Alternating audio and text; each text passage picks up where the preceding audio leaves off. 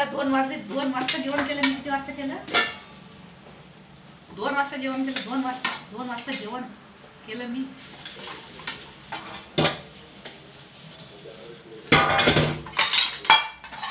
आता भांडे घसले गेलं का? बरोबर.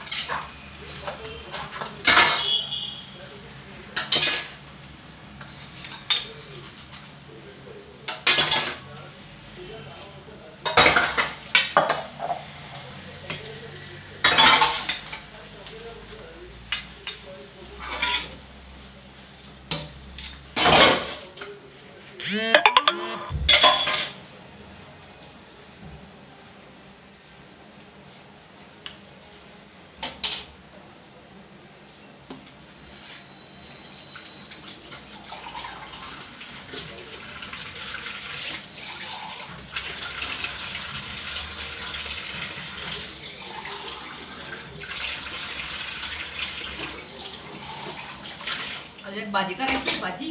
बाकी करायची. एक भाजी बाकी. कुरड्याचा भोगा करायचा बाकी. मोबाईल पडून गेला रे. मोबाईल पडला.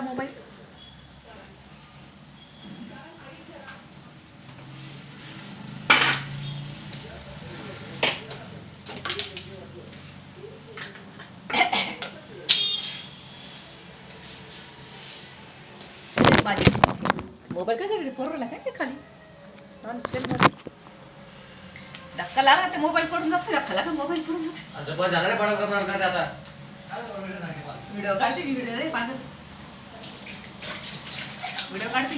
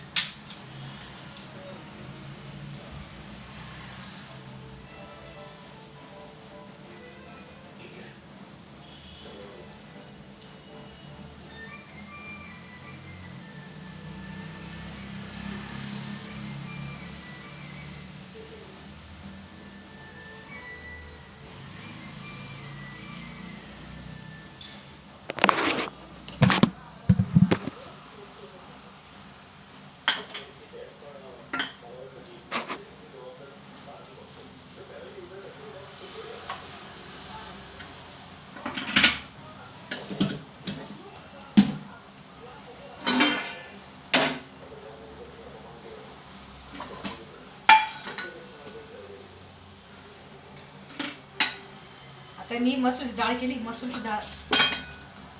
आता करते कुरड्याची भाजी. कुरड्याची भाजी मसूरची डाळ कशी खायला पौष्टिक असते आणि छान पण लागते. पण मग ती 2 भाज्या खायची सवय पडून गेलेली आहे ना, त्याच्यामुळे.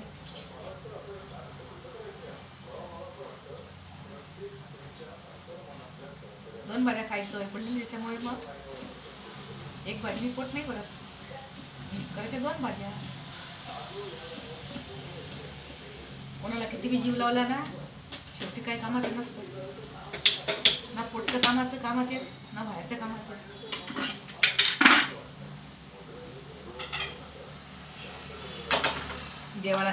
देवाला सांगतो आपण, देवाला मुलगा नाही पाहिजे, मला मुलगी पाहिजे. ती मुलगी बी तशीच निघाली मुलांसारखी. तर काय कामाची ती मुलगी पण, कशाला मुलगी पण मागायची देवाजवळ. मग प्रत्यक्ष कोर्सवर नाही दिलं तर पुरवडतं ना. मग भरपूर लोक असे की नाही झालं तर नाही झालं कोर्सवर असं म्हणून सोडून देतात. भरपूर लोक असे जगामध्ये. काही काय ना कसं टोचून बोलायचं, ट्रोल करायचा, इज्जत घ्यायची.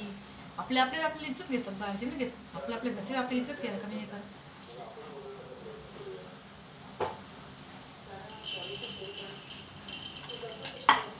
मुलीला सांगितलं तर मुलगी म्हणते मला काहीच सांगायचं नाही. आणि मुलांना सांगितलं तर मुलं म्हणतात बायको पुढे आमचं काही चालत नाही. जाणार कुठे आहे, कुठे जाणार, कुठे देव लवकर उचलत नाही. त्याने लवकर उचललं पुरवडतं माणसाला.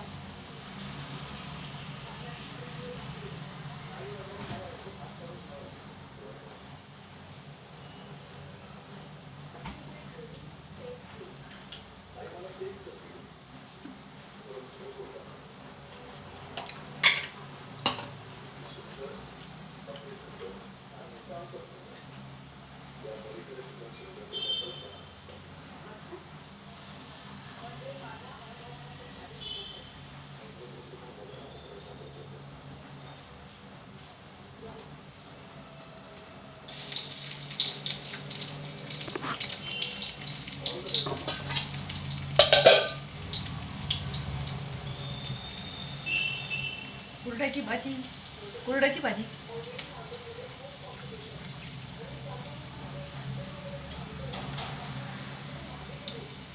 कोथिंबीर धुवून टाकायची. कोथिंबीर धुवून टाकायची. कोथिंबीर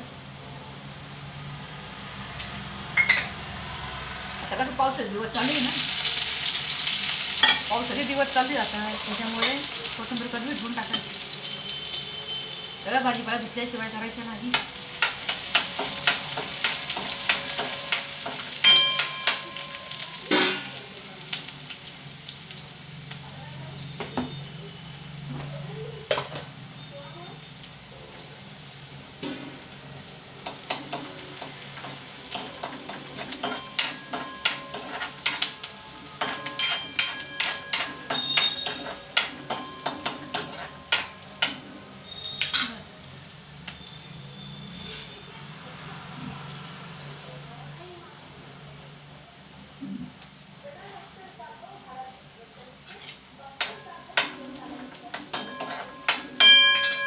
या जगामध्ये कधी कोणी कोणाचं नसतं. पोटचे पोरं सुद्धा आपले नाही होत पुढे चालून सण. एक वेळेस मुलीला नवरा करून दिला ना, तिच्या नवऱ्याचीच बाजू होती ती मुलगी पण. आणि मुलांना बायको करून दिली तर ते मुलं बायकोकडनं होऊन जातात आणि मुलगी पण नवऱ्याकडनं होऊन जाते. आपला जीव काही कामाचा नसतो. लहानचं मोठं करायचं पोरांना. आणि अजून वरून त्यांचंच असे बोलणं ऐकायचे आपण. किती बी संस्कार टाकले त्यांच्यावरती, मुलांवरती, मुलीवरती, पण त्यांना शेवटी कानं भरणारे भरपूर भेटून जातात. कानं भरणारे भेटून जातात आणि आपल्यापासून ते असे माया तोडत जातात आपली मुलं मुली. त्याच्यामुळे जे बी कोणी कानं भरतील किंवा काही करतील मुलाचे किंवा मुलीचे, तर त्यांना फार मोठं पाप लागेल. देव त्यांना वरून बघून घेईल. सजा ते त्यांना मिळेलच, जिवंतपणेच सजा मिळेल. त्याच्यामुळे कधी आपल्या आईपासून आपला मुलगा तोडायला नाही पाहिजे आणि आपल्या एका आईपासून एका मुलीला तोडायला नाही पाहिजे. समोरच्याने असं समजून घ्यायला पाहिजे की तिच्या आईवडिलांपासून मी तिला तोडणार नाही, की त्याच्या आईवडिलांपासून मी त्याला तोडणार नाही. याचं फळ फार विचित्र, म्हणजे फार मागात पडेल त्यांना ते फळ. देवाचा जो मारा असतो ना, तो साधासुद्धा नाही समजायचा. या हातात घ्यायचं द्यायचं आणि या हाताने घ्यायचं आणि हाताने भरून द्यायचं. आता इथंच सगळं इथंच भरावं लागतं. खालीच देव वर सगळं द्यायचं, आता खालीच भरावं लागतं. त्याच्यामुळे जो कोणी असं मन मोडायची कामं करतात मुलांची मुलींची, तर तसं मन मोडू नका. महापाप लागेल तुम्हाला, भयंकर पाप लागेल. तुम्ही जेवढे देवधर्म कराल, जेवढं काही कराल, सगळे तुमचं वाया जाईल. पण असे घराचे कामं नका करा. एक आईला तिच्या मुलीला तिच्यापासून सोडू नका आणि मुलांना एका आईपासून सोडू नका. माझं हेच सांगणं आहे व्हिडिओच्या माध्यमातून.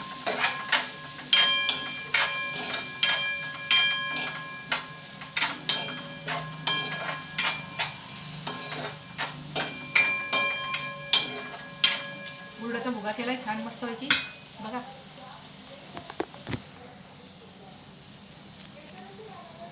उडदाची भाजी केली मस्त छान. लसूण जिऱ्याची फोडणी द्यायची, थोडा वेळ झाकून ठेवायचं झाकणनी.